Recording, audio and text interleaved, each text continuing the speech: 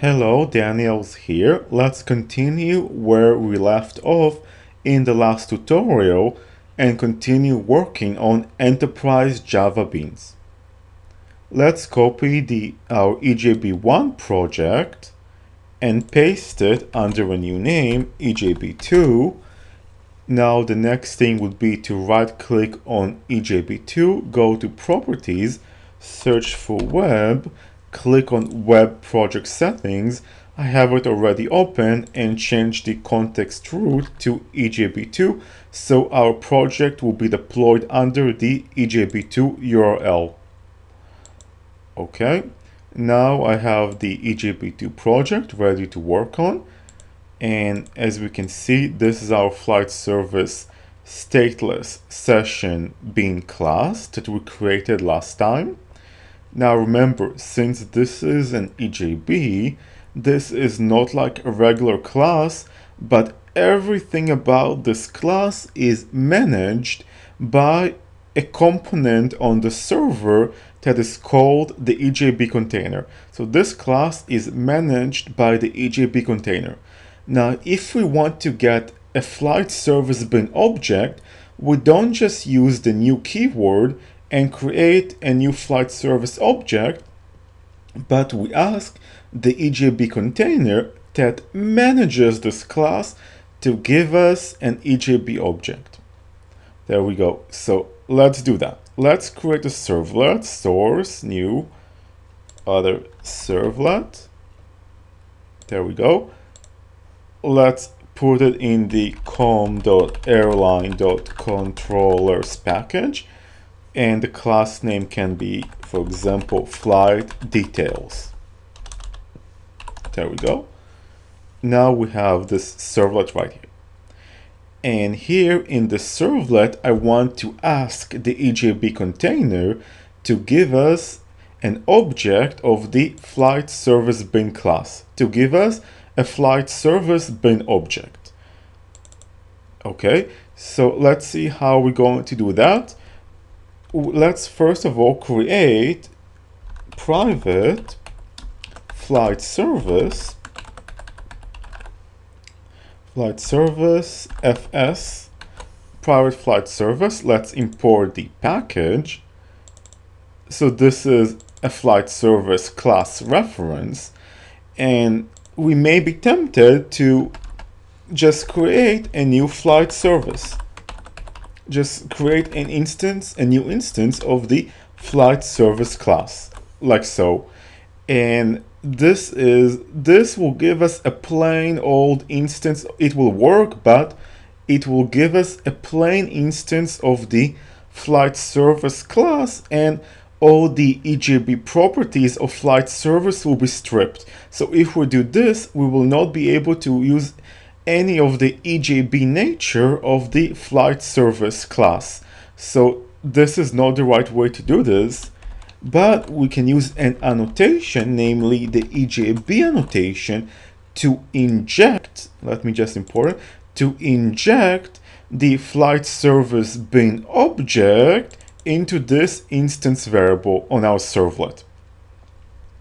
So there we go. We use the EJB annotation to inject to let the EJB container know that we are asking the EJB container to give us an instance of the flight service bin object, and the container will give us an instance of the flight service bin object from its pool of flight service bin objects.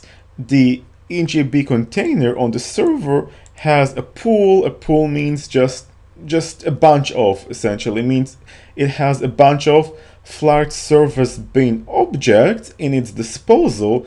And when we have this EJB annotation right here, the container will give us a new flight service bin object for us to use in this instance variable. Okay, so we have this. Let's see how we're doing with time. Okay, good. And now in the doGet method of the servlet, I explained servlets in detail in the previous section. So this is the method that will be called when we hit the flight details URL. I explained servlets in detail in the previous section. Now we can use the flight service bin as an enterprise Java bin.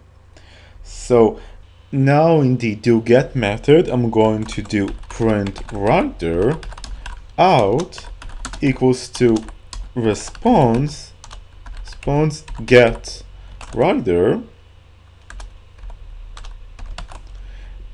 and let's see, I probably need to import, let's import print writer from the Java IO package. There we go. Now I'm going to write several things to the response that will go to the browser. I'm going to do out print lane. I'm going to the flight info servlet has been called, actually flight details servlet has been called, and then I'm going to, for example, print the airplane model. So I can do fs get airplane model. You see, even though it's an enterprise Java bin, I can call its methods as though it was a regular object. So it has a getter for airplane model right here, get airplane model, and I'm just calling this method. There we go. I can also do out print lane flight service get from. This is the from location of the flight. This is the place, which is the flight origin. We have the flight origin set to the default value of Los Angeles. There we go.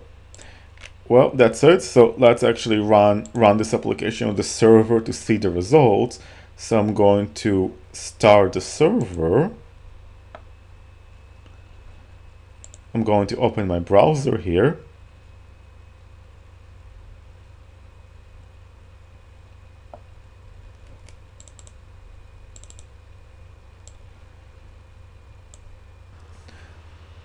The server is now started. I'm going to right click on it, go to add remove, and add the EJB2 project to our server. Click finish. Our project is now going to be published.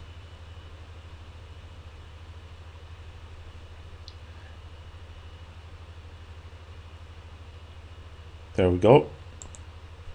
Now I'm going to go to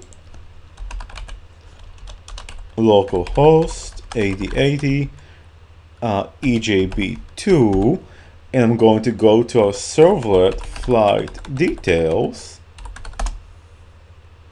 and there we go. The flight servlet has been called, and then Boeing 787, which is the airplane model, and get from Los Angeles.